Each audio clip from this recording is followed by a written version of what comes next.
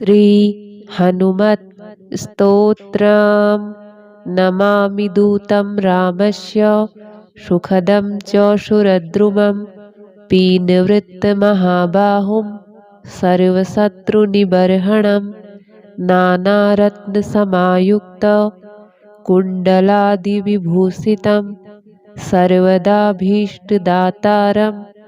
सतां वै दृढमाहवे वासिनं चक्रतीर्थस्य दक्षिणस्थगिरौ सदा तुङ्गाम्भोधितरङ्गस्य वातेन परिशोभिते नानादेशागतः सद्भिः सेव्यमानं नृपोत्तमः धूपदीपादिनैवेद्यः पञ्चखाद्यश्च शक्तितः भजामि श्रीहनुमन्तं हेमकान्तिसमप्रभं व्यासतीर्थयतीन्द्रेण पूजितं प्रणिधानतः त्रिवारं यः पठे नित्यं स्तोत्रं भक्त्या द्विजोत्तमः वाञ्छितं लभतेऽभीष्टं षण्मासाभ्यन्तरे खलु पुत्रार्थी लभते पुत्रं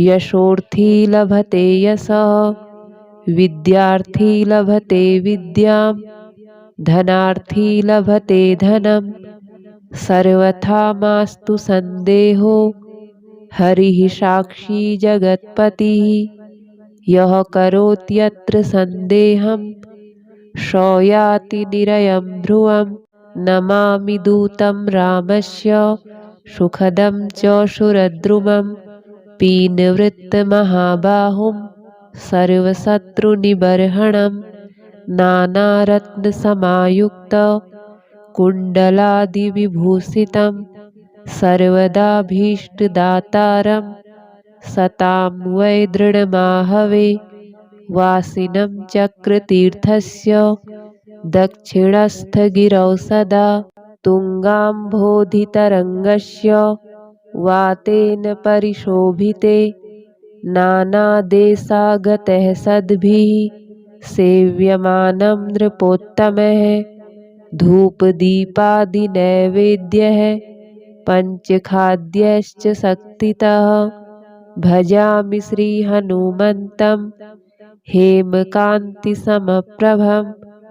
व्यासतीर्थयतीन्द्रेण पूजितं प्रणिधानतः त्रिवारं यः पठे नित्यं स्तोत्रं भक्त्या द्विजोत्तमः वाञ्छितं लभतेऽभीष्टं षण्मासाभ्यन्तरे खलु पुत्रार्थी लभते पुत्रं यशोर्थी लभते यशः विद्यार्थी लभते विद्यां धनार्थी लभते धनं सर्वथा मास्तु सन्देहो हरिः साक्षी जगत्पतिः यः करोत्यत्र सन्देहं स याति निरयं ध्रुवं नमामि दूतं रामस्य सुखदं च शूरद्रुमं पीनवृत्तमहाबाहुं सर्वशत्रुनिबर्हणं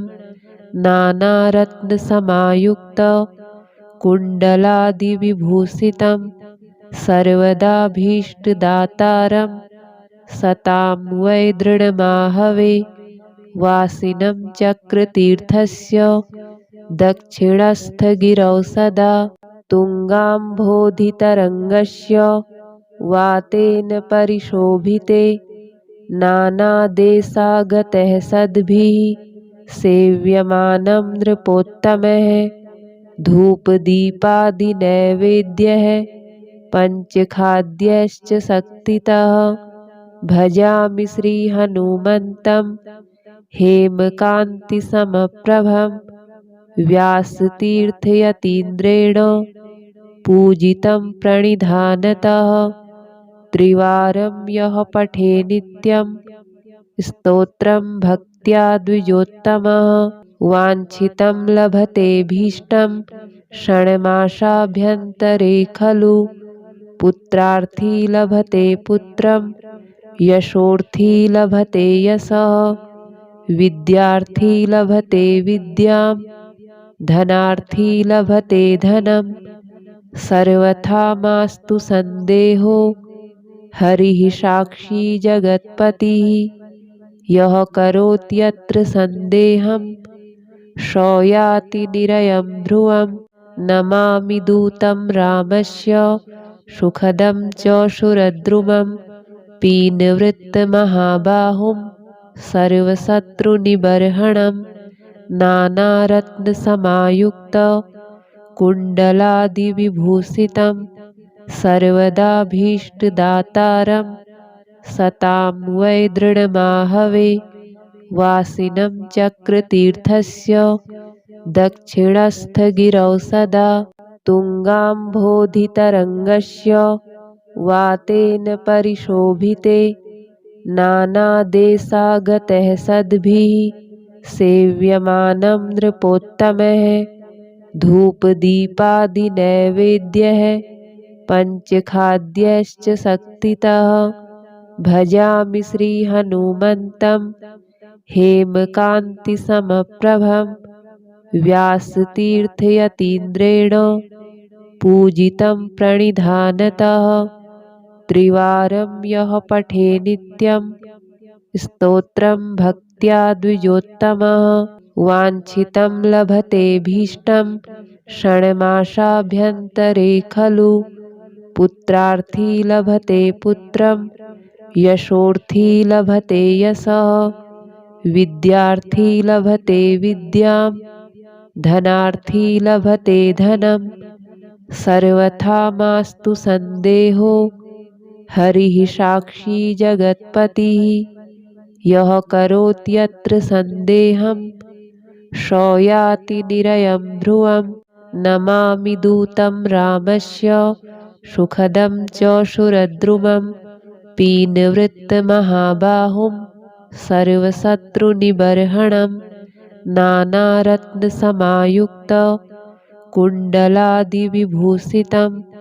सर्वदाभीष्टदातारं सतां वै दृढमाहवे। वासिनं चक्रतीर्थस्य दक्षिणस्थगिरौ सदा। तुङ्गाम्भोधितरङ्गस्य वातेन परिशोभिते। नानादेशागतः सद्भिः सेव्यमानं नृपोत्तमः। धूपदीपादिनैवेद्यः पञ्चखाद्यश्च शक्तितः। भजामि श्रीहनुमन्तं हेमकान्तिसमप्रभं। व्यासतीर्थयतीन्द्रेण पूजितं प्रणिधानतः। त्रिवारं यः पठे नित्यं स्तोत्रं भक्त्या द्विजोत्तमः। वाञ्छितं लभतेऽभीष्टं षण्मासाभ्यन्तरे खलु।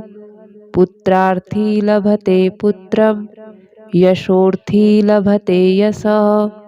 विद्यार्थी लभते विद्यां धनार्थी लभते धनं। सर्वथा मास्तु सन्देहो हरिः साक्षी जगत्पतिः। यः करोत्यत्र सन्देहं स याति निरयं ध्रुवम्। नमामि दूतं रामस्य सुखदं च सुरद्रुमं। पीनवृत्तमहाबाहुं सर्वशत्रुनिबर्हणं। नानारत्नसमायुक्त कुण्डलादिविभूषितं। सर्वदाभीष्टदातारं सतां वै दृढमाहवे। वासिनं चक्रतीर्थस्य दक्षिणस्थगिरौ सदा। तुङ्गाम्भोधितरङ्गस्य वातेन परिशोभिते। नानादेशागतः सद्भिः सेव्यमानं नृपोत्तमः। धूपदीपादिनैवेद्यः पञ्चखाद्यश्च शक्तितः। भजामि श्रीहनुमन्तं हेमकान्तिसमप्रभं। व्यासतीर्थयतीन्द्रेण पूजितं प्रणिधानतः। त्रिवारं यः पठे नित्यं स्तोत्रं भक्त्या भक्त्या द्विजोत्तमः वाञ्छितं लभतेऽभीष्टं क्षणमाशाभ्यन्तरे खलु पुत्रार्थी लभते पुत्रं यशोर्थी लभते यशः विद्यार्थी लभते विद्यां धनार्थी लभते धनं सर्वथा मास्तु सन्देहो हरिः साक्षी जगत्पतिः यः करोत्यत्र सन्देहं स याति निरयं ध्रुवम् नमामि दूतं रामस्य सुखदं च सुरद्रुमं पीनवृत्तमहाबाहुं सर्वशत्रुनिबर्हणं नानारत्नसमायुक्त कुण्डलादिविभूषितं सर्वदाभीष्टदातारं सतां वै दृढमाहवे वासिनं चक्रतीर्थस्य दक्षिणस्थगिरौ सदा तुङ्गाम्भोधितरङ्गस्य वातेन परिशोभिते नानादेशागतः सद्भिः सेव्यमानं नृपोत्तमः धूपदीपादिनैवेद्यः पञ्चखाद्यश्च शक्तितः भजामि श्रीहनुमन्तं हेमकान्तिसमप्रभं व्यासतीर्थयतीन्द्रेण पूजितं प्रणिधानतः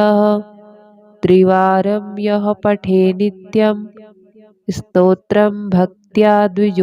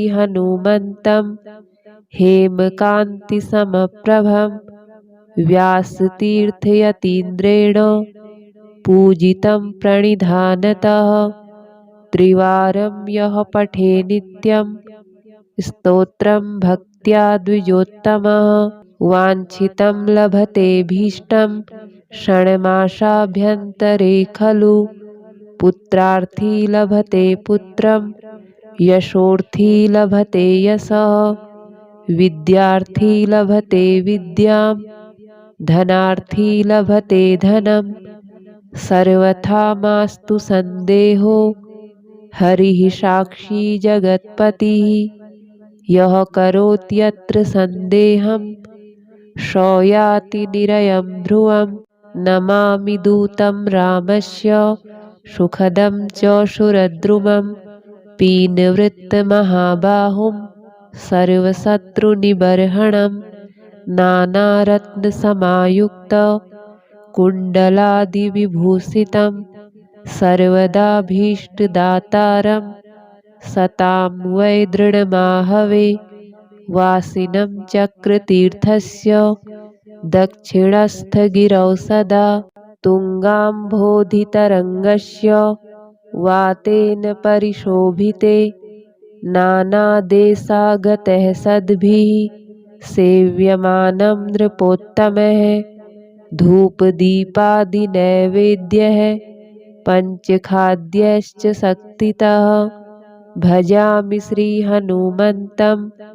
हेमकान्तिसमप्रभं व्यासतीर्थयतीन्द्रेण पूजितं प्रणिधानतः त्रिवारं यः पठे नित्यं स्तोत्रं भक्त्या द्विजोत्तमः वाञ्छितं लभतेऽभीष्टं षण्मासाभ्यन्तरे खलु पुत्रार्थी लभते पुत्रं यशोर्थी लभते यशः विद्यार्थी लभते विद्यां धनार्थी लभते धनं सर्वथा मास्तु सन्देहो हरिः साक्षी जगत्पतिः यः करोत्यत्र सन्देहं स याति निरयं ध्रुवं नमामि दूतं रामस्य सुखदं च शूरद्रुमं पीनवृत्तमहाबाहुं